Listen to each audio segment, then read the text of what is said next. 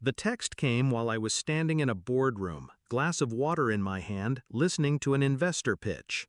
"We need space from you. Please don't reach out anymore. At all. My wife." No call, no conversation. Just a message that cut me out of the life I built brick by brick, paycheck by paycheck. And in that one line, she claimed my children too. She thought she'd sent a goodbye. She didn't realize she'd triggered something else. I didn't react. Not in front of my team, not in front of the investors who watched me like hawks. I slipped the phone back into my pocket, nodded at the presenter, and waited for the meeting to end. Inside, the betrayal pressed against my chest like a knife. But I didn't bleed. Not yet. We'd been married 12 years. I met her when I was broke, building a company out of a garage that smelled of oil and old coffee. She laughed at my ambition then, told me I lived in fantasy spreadsheets. But when money started rolling in, she wasn't laughing anymore. She was shopping, planning, expanding her comfort. I thought loyalty meant weathering the storms together. Turns out she was only here for the sunshine. The signs had been there. Late nights at the gym, new perfume, the way she turned her phone face down when I entered the room. But I buried those suspicions under trust. Trust is a fool's investment when the other party has already cashed out. Now, with one message, she confirmed what I refused to see. She wasn't leaving me, she was leaving us. The family, the vows, the future we'd promised. And she was taking my kids into another man's house. That was her mistake. Because I don't fight with fists, I fight with leverage. I didn't argue, didn't beg. I simply typed back, "Of course. Tell your lover I'll cancel my $500 million investor check." Then I turned off my phone and waited.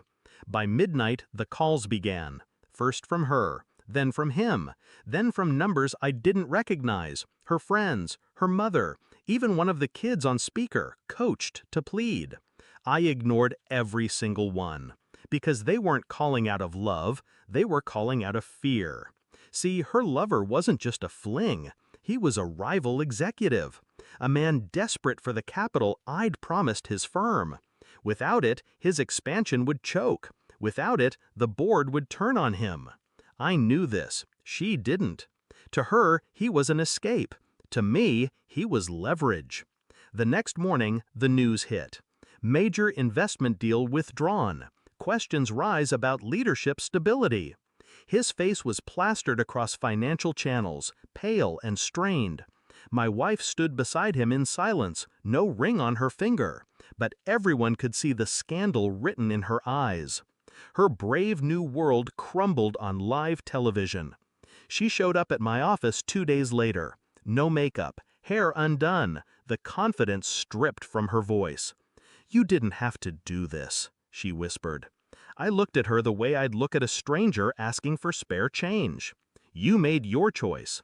I made mine." Her lip trembled. The kids are mine," I cut her off.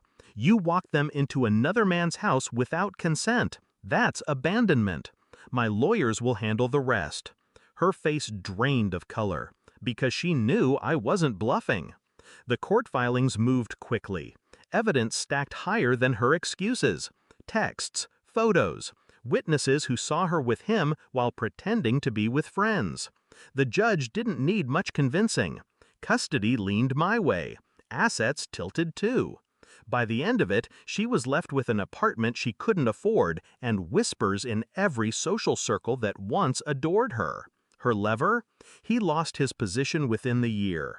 Investors don't back scandal. Boards don't forgive collapse. They imploded together. People ask me if I regret it. Regret what? Trusting her? Maybe. But dismantling the empire she tried to betray me with? No. That wasn't revenge. That was justice, disguised as restraint. I didn't raise my voice, didn't lift a hand.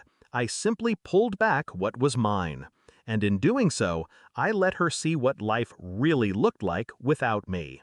Now the house is quiet. My children laugh in rooms that don't echo with lies. I tuck them in at night and remind myself that love is proven by consistency, not words. As for her, she still sends messages sometimes, apologies, memories, please. I don't reply, because silence is the sharpest blade I own. She thought walking away meant freedom, but all she walked into was the wreckage of her own making. And me? I walked into peace.